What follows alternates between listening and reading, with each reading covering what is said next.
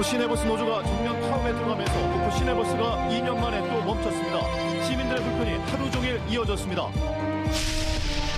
전남경찰청이 무안경찰서 당직 근무자들의 야간 근무 태만 문제와 관련해 본격 감찰에 나섰습니다. 제12대 전라남도 의회가 첫 도전과 교육행정 질문에 나섰습니다. 도립대 혁신 방안과 여객선 반값 운임 지원 예산이 바닥난 문제 등이 도마 위에 올랐습니다. 만도 명사십리 일대 해양치유 관련 시설 공사가 본격화되는데 해양치유 산업의 거점으로 바뀌고 있습니다. 여러분 안녕하십니까? 목포 MBC 뉴스데스크입니다. 목포 시내버스 노조가 전면 파업에 들어가면서 시내버스가 멈췄습니다. 학생은 물론 버스 이용객들의 불편이 하루 종일 이어졌습니다. 박종호 기자입니다. 이른 새벽 목포 시내버스 차고지입니다. 시내버스 노조가 전면 파업에 들어가면서 차고지 않은 버스로 가득합니다.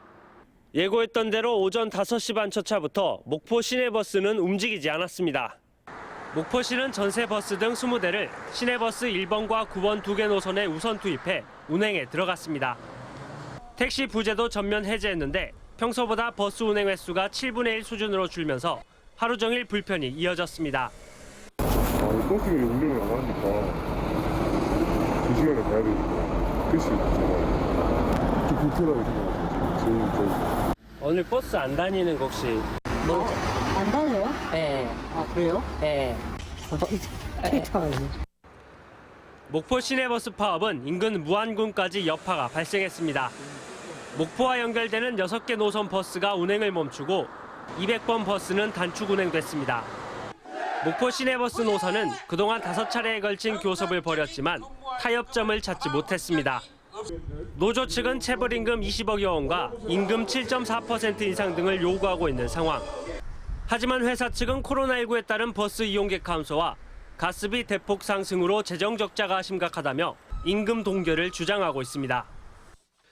목포시는 재정지원금 30억 원을 추경해서 확보했음에도 불구하고 노조가 파업에 들어간 점에 유감을 표명하며 주민 불편 해소를 위해 빠른 파업 철회를 촉구했습니다. 교통약자들이 얼마나 큰 고통을 겪을 것인지 냉철하게 생각하시고 하루빨리 복귀할 것을 촉구합니다. 2년 전 발생한 목포 시내버스 파업은 목포시가 임금 인상분 13억여 원 지원을 약속하면서 하루 만에 정상화됐습니다. 하지만 이번 파업은 버스회사 노조가 한치의 양보 없이 서로의 주장만 고집하고 있어 시민들의 버스 이용 불편이 장기화되지 않을까 하는 우려가 커지고 있습니다. MBC 뉴스 박종호입니다. 전남경찰청이 무안경찰서 당직자들의 야간 근무 태만 문제와 관련해 본격 감찰을 벌이고 있습니다. 전남경찰청은 무안경찰서 야간 당직 근무가 허술하게 이루어지고 있다는 MBC 보도 이후 1차 진상조사를 벌인 데 이어 지난 10일에 당직 근무를 섰던 경찰관 등을 상대로 감찰을 벌이고 있습니다. 전남경찰청은 이와 별도로 도내 21개 경찰서의 야간 당직 근무 상황에 대해서도 불시 점검을 벌이고 있습니다. 전라남도 교육청이 추진 중인 학생 교육수당을 놓고 지자체와 교육당국의 갈등이 커지고 있습니다. 전남시장군수협의회는 2차 정례회의를 열고 초등학생에게 지급 예정인 학생 교육수당은 도내 모든 초등학생에게 지급하는 것이 타당하다며 기존 교육청의 지급 아닌 목포시를 비롯한 6개 시군을 제외하는 것에 반대 의견을 냈습니다. 또 중고등학생 학생 교육수당은 교육감의 공약 사항이기 때문에 도교육청의 자체 예산으로 지급하는 것이 타당하다는 의견을 도교육청에 제출하기로 했습니다. 제12대 전라남도 의회가 오늘부터 첫 도정과 교육행정 질문을 시작했습니다. 부실 운영 논란이 끊이지 않고 있는 전남 도립대 혁신 방안과 2주 만에 예산이 바닥난 일반인 여객선 반값 운임 지원 등이 도마 위에 올랐습니다. 김진선 기자입니다. 지난해 일반 재정지원 대학에서 탈락해 3년 동안 100억 원의 예산 지원을 받지 못하게 된 전남 도립대. 전남도가 출자한 공립대학인 만큼 도비 지원을 대폭 늘려야 할 처지입니다. 제12대 전남도의회 첫 도정 질의에서는 도립대에 대한 과감한 혁신 요구가 이어졌습니다. 의원들은 교수 평가에 따라 성과급 편차를 크게 두는 등의 과거 혁신안도 내부 교수회가 무력화시킨 상황이다 보니 확실한 혁신안 없이는 예산 삭감도 불사하겠다고 강조했습니다. 전남의 반향에 맞게끔 목적성을 가지고 가야 되는 겁니다. 이 부분에 대해서 지사님께서 관심을 가져야 될 이유입니다. 최종 결재권자 아닙니까? 자율적으로 정말 구조조정을 뼈아프게 도민들께 안심하고 보여줄 수 있는 그런 성과를 내도록 해야 된다. 이렇게 지금 하고 있습니다. 생색내기 전라남도 행정에 대한 질타도 이어졌습니다. 섬 관광 활성화를 목표로 완도 노하도와 보길도 등을 방문하는 일반인 여객운임 50%를 지원하기로 한 시범 사업이 2주 만에 예산 부족으로 중단된 이유를 따져 물었습니다. 전남 방문에 맞이해서 섬 관광 활성화를 위해서도 했죠. 이런 부분을. 예, 그렇습니다. 예, 이런 부분을 더 활성화시킬 수 있으려면 예산을 많이 확보해야 생각합니다. 전남도 교육청의 민선 사기 첫 주요 보직 인사에 대한 평가도 좋지 못했습니다. 2년 임기가 보장된 기관장들을 6개월 만에 교체하거나 교장직을 1년도 채우지 못한 공무원들을 주요 보직으로 잇따라 임명하는 등 보은 보복 인사가 이뤄졌다는 겁니다. 꼭 선거 후 말은 능력 발탁 인사하겠다고 하면서 실제로 내용을 들여다보면 보복성 인사로 이렇게 해야만 합니까? 여러 차례 다각적으로 규정을 검토해서 인사했고 만약에 규정이 어긋났다면 절대로 인사가 성립이 안 됐을 겁니다. 이 밖에도 전남 도의원들은 쌀값 안정화 대책에 전남이 앞장서야 한다고 강조하고 태풍과 집중호우에 대비한 도민 안전 대책, 인구 감소 대응책 등을 요구했습니다. MBC 뉴스 김진선입니다.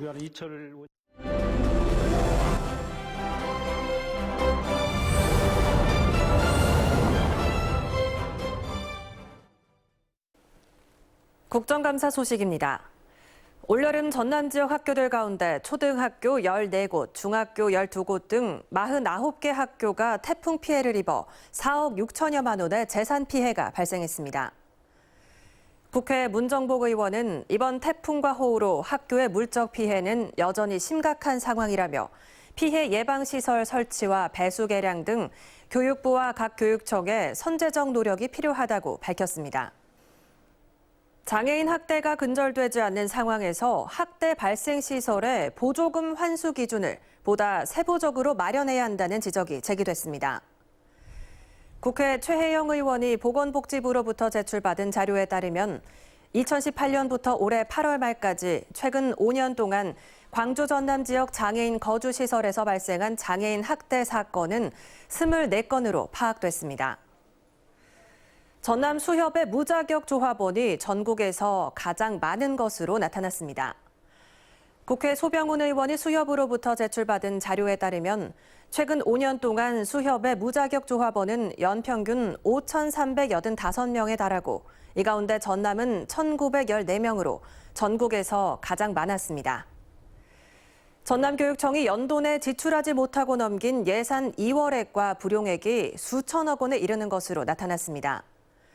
국회 이태규 의원에 따르면 2017년부터 2021년까지 5년 동안 전남교육청의 연평균 2월액은 2,182억 원, 평균 불용액은 1,054억 원에 달했습니다. 지금까지 국정감사 이모저모였습니다. 전라남도가 건축물 해체 공사장 안전관리를 강화합니다. 전라남도는 건축물 해체 공사장 사고에 따른 인명, 재산 피해 등을 예방하기 위해 해체 계획서 작성 검토 방법, 해체 공사 감리 업무 공법 종류 등이 담긴 건축물 해체 공사 안전관리 매뉴얼을 제작해 배포합니다. 또 건축안전 종합행정 추진을 위해 건축안전팀을 신설하고 전라남도 건축안전자문단과 함께 해체 공사 현장 안전 점검을 지속해서 추진하고 있습니다. 목포시가 제103회 전국체육대회에서 우수한 성적을 거둔 선수와 지도자들을 초청해 환영했습니다. 목포시 선수단은 이번 대회 18개의 종목 183명이 출전해 목포시청 하키팀이 여자 일반부 금메달을 획득하고 육상에서 문태고 조상현 선수가 3관왕을 차지하는 등 금 8개, 은 2개 등 모두 10개 메달을 획득했습니다. 제23회 부산국제관광전에서 전라남도와 전남관광협회가 최우수 마케팅상을 수상했습니다.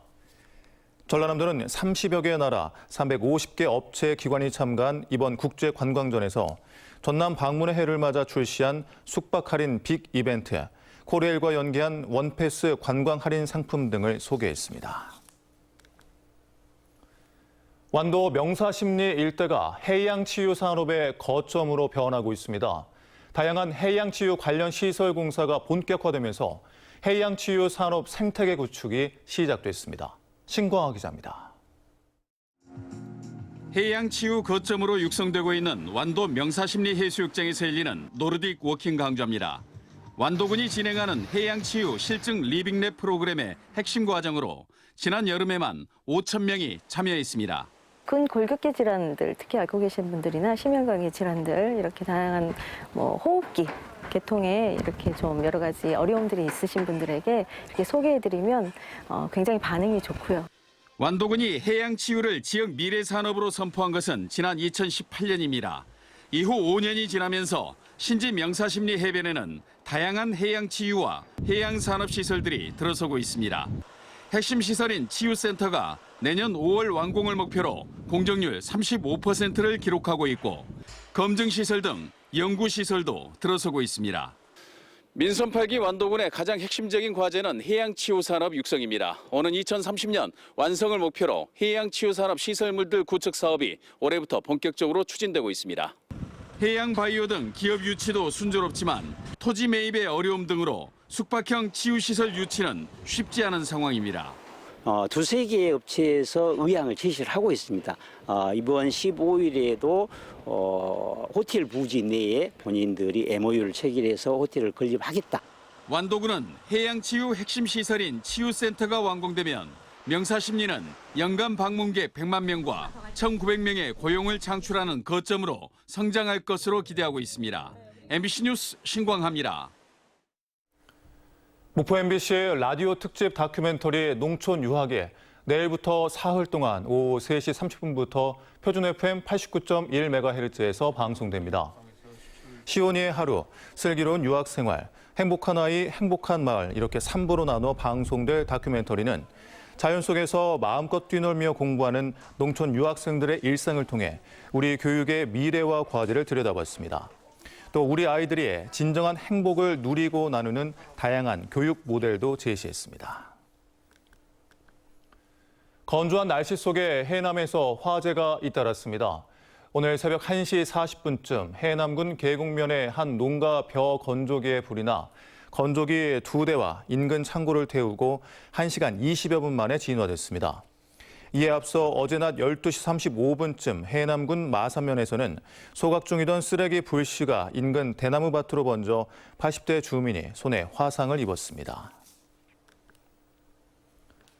한평군이 육상 골재 채취 허가 기준을 강화하는 것을 내용으로 하는 행정 지침을 제정해 내년 1월 1일부터 시행합니다. 한평군의 골재 채취 허가 기준 강화 방침은 지역 내 5곳에서 건설 골재용 모래 채취장이 운영되고 있지만 업체 부실 운영 등으로 주민들의 민원이 이어진 데 따른 것입니다.